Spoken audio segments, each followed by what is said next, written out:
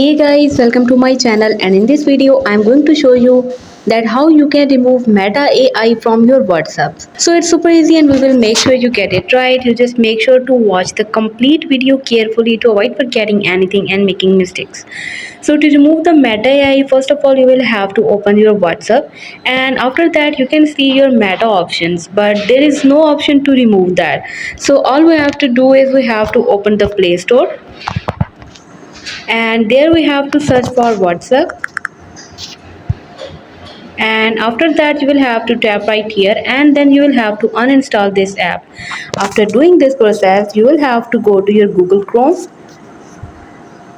and here you will have to search for old WhatsApp, and after that you will simply have to install that older WhatsApp version.